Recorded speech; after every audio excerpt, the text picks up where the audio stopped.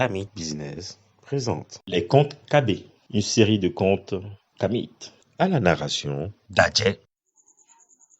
Drovinomilo, Drovichasa, Drovinomilo, Drovichasa. Eje efioji, eswe. Eje efio asheji, choyonomo sogolon, Kami eswe. Business. Eje efiovi ji, choyonomo magan marijata, eswe. Mivali kekeke o, sogolon. Chini efio asheo veto eva fonfu e efu noche fon efu lonano tame bubupo efio bo nyonu koto efio ashen koto sasuma bereteo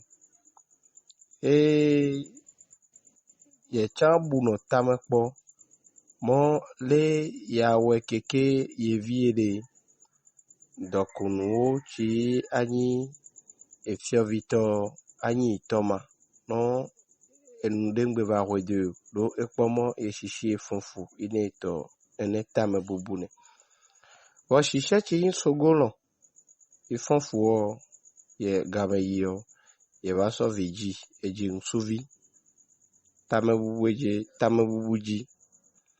nsuvi lo chi sogolo jo ona nko imo magamari jata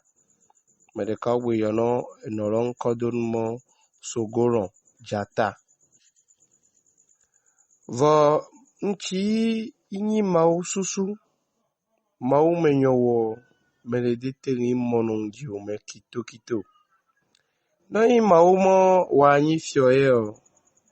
bo datenga tro ndesonu efiolopo ya anyi no mau mo wanyi wameno ai alo ayatono wameno ayatono le yanyi pada senga tro au hehe medeka kolo imo medeka kolo ito mededa senga tro ashiso undenu sogolo jata chinye efiovio chojio devioreme o shinshimi gbonni keke vidno avado ehwe de kadeka meton bode khononuko bo de zono zonlio Kami awo so Business. khugno jio mi pomo de vino eto vono irameto nenya va khonuko a khonuko wereka voyingmeo etono vonvon i de vluno men keke akan akonukio amo ponomo buno nchi devio so kononuki enyochiwa ko ye bunikpo bohui wa wato nenenuki koko bongno dono nukuno ahonu kwala wale kio de inui jono jino ni hene peti efio shinkoto sasuma bereteo te no po keke ideno devie no lopoto chi devie de khonu ko te pe ideno devie no lopoto ikonyo nu pete o chagbe ideno sogolo poto ikwini migwe wale no keke o gamwe buvayi ti game yo efio evaji mechi alwe haino chi jino hale fio badeno fio homeo evana de kai evie chu era alwe haino lo oyeno mo bala faseke eso evie nto jiji alwe haino ke doa so jono vie mi pon le numblanui efio tome homenyonyo efio tome nyonu vetolo chi sogolo efio shio deva do afi khokhore pokpi lengmeno nyon lowo sasuma ikhweno ifioshi nkotolo itoleta.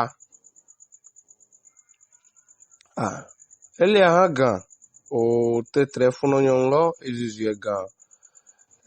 egbeji Kami vi business. ewaji dekadeka ameve iji soji nyonuvio dekadeka ameve. Chigamegbe vaidoji o ifionto yerowaho iso achilomu ifio evayin dendento evayin kokuto nene fio eku idekpo zonizonzomeno evie jata lo sogolon jata dekpo zonizonzomeni ganke ti bokyakuo dalo mamede imo no evaso oleso jata eyayi mechi adoli ya hoye shinkpi sasuma belete ya nyamo yeso ekuo chenyi akweno edogla keke oso evie dalo efio shinkpi loji lo biosimovo meisha fodele de ya dufioma ya momo yo so evie nsuvi so daro shinkpi loji evie nsuvi dan karano tuman enolo edogla o plein keke meshame lo evie lo nyogbo isodo shinkpi loji ti owe ahan mi pomo efio degbeli sogolon kolo vie olo aweo ode oso afinyonyo le fio holome eso ido ehoho huide kame ti odegbe zano de enoi ovalo okolo vie oikodo pa ode so ndudu alo nchio wazan okpeti alo kpedo nchito ina odekpe ede ochi ayame degbe gbere kavado chele ha ndudu chanyi do sogolon evai ikhwenogbo efioshi kposhulone sogolon vai ikhwenogbo imo ilena dafion lagba makpa yo dan isowa no dafion hwenonu Kami business. mo ilena ene aso dan no yeko yuviwadu ikhwenolo dan makpa loke iso houmeni inuni mosa eyede chi yevie do hwe amadrede hwe nuye do hwe amadrede yezono zoni keke ijino makpa dafion vano yo da iso duno gai eviele no yeyin doya don dekito yin gbachiwe edaene ti devie welo seyon no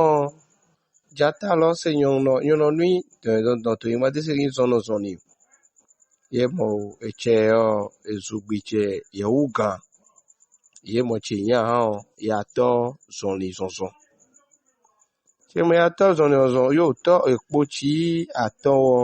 yo to sosoveni no osokpo de vani ne mo ya lekpolo aso ekpolo ange to edo pẹpẹ egbedongse jata lo ne eva glo ova yo gbede ejo meto chi ye pa ekpo egatoni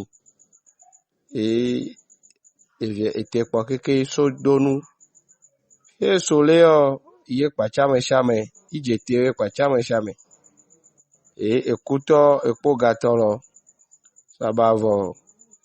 egbejui davindo mogbede wande inolo po chi jugbaja tenku vidoji ye glo inolo gbo iso ekpo achito buvani eso ewa dodododo ibe kutokpolo ijo do terrono pang ijo habo isaba maokolo ma inuwa no ye dia fodeka do ko visese iwe deveto eto zonli jata to zonli den yo no melelo chi edia fo edieve ye etotete kli eke iva ilagbare kagbo che do lagba gbore minyale we yi ekuto lagbalo yo won lagbalo kolo Kamit ike business. iswe iva so dido enolo baden mi kwa me idea zonzoni o keke fi ato zoni zonzole ye lagba eva hun